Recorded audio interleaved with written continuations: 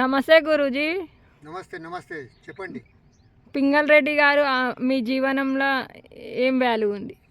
पिंगल रेड्डी साहब का मेरे जीवन में बहुत महत्वपूर्ण है। ये बड़ी गाड़ी देख रहे हो, उनका गिफ्ट है। ये चौधरी आइलैंड देख रहे हो, उनका गिफ्ट है। और जीवन में हमेशा हर मुसीबत में मेरे साथ वो खड़ा होते हैं। अगर दुनिया में कोई भगवान है तो वही भगवान है मेरे लिए। जब मैं रिटायर हो गया एनबीसी से तो जीवी के कुछ दिन सपोर्ट किए, लेकिन आज वही सपोर्ट कर रहे हैं। हमारे घर के एक एक सदस्य उन्हीं के भरोसे जी रहे हैं। खाना पीना सब उनसे हो रहा है, सुरक्षा उनसे हो रहा है, समर्थन उनसे हो रहा है, मान सम्मान स्वाभिमान से नहीं हो रहा है। मैं सर उठा के जीता हूँ, जिंदाबाद बोलता हूँ तो उनके बदौलत और उनके बल पर बोलता हूँ। तो अगर सचमुच कोई भगवान है तो पिंगल रेड्डी साहब है। साधारण व्यक्ति के जीवन में जितना भगवान का महत्व है, पिंगल रेड्डी साहब का मेरे जीवन में उतना ही महत्व है। वो जीता जागता भगवान है। उनसे बड़ा मेरे जीवन में अभी कोई नहीं है। हमारी बेटी को उन्होंने एकलव्य टेनिस आश्रम के लिए 6 एकड़ ज़मीन दिया था।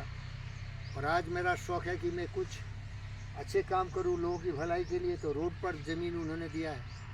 ये 4 एकड़ का ज़मीन देखिए रोड साइड पर है, परमटी सोमाराम रोड बीबी नगर में।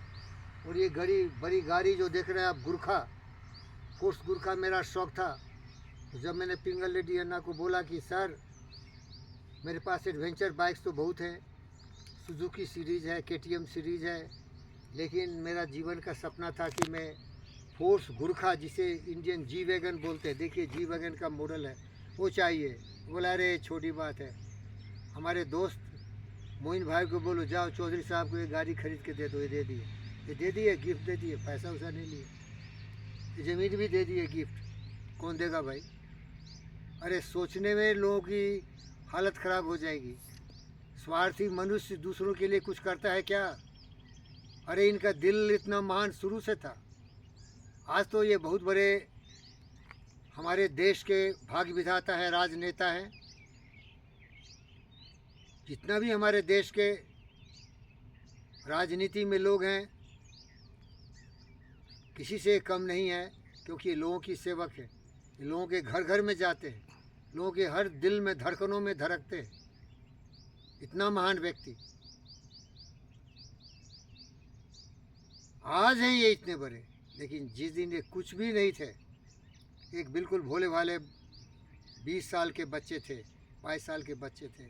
दिल बड़ा था, समुद्र से भी बड़ा दिल दरिया था इनका। मैं गया इनके पास, बोला अन्ना, उम्र में बहुत छोटे थे, लेकिन अन्ना एक संबोधित शब्द है इज्जत का। अन्ना हमको अपनी बेटी को वर्ल्ड चैम्पियन बनाना है, थोड़ा ज़मीन चाहिए। तो बोला कितना ज़मीन चाहिए? बोला सर 800 स्क्वायर यार्ड चाहिए, 60 फीट बाई 120 फीट। बोले भाई देखो किधर चाहिए? तो बोला सर आपका ज़मीन है ना ये 6 एकड़ श्रीराम लैब के बगल में, उसमें थोड़ा दे दीजिए। बोले देखो भाई ये बड़ा काम है, क्या करना चाहते हैं आप? बोले सर दुनिया का वर्ल्ड चैम्पियन बनना चाहते हैं। तो बोला वर्ल्ड चैम्पियन बनने के लिए बहुत बड़ा ज़मीन चाहिए, जाओ 6 एकड़ ले लो, जाओ जाओ। 6 एकड़ दे दिया। अरे दिल देखो इसका, छोटा सा बालक बोलता है बड़ा काम के लिए बड़ा ज़मीन चाहिए। अरे चौधरी जी जाओ उसमें टेनिस कोर्ट बनाओ, चारों ग्रैंड स्लैम का बनाओ, ऑस्ट्रेलियन, फ्रेंच, विंबलडन और यूएस, और इसके बाद उसमें फ्रूट्स लगाओ।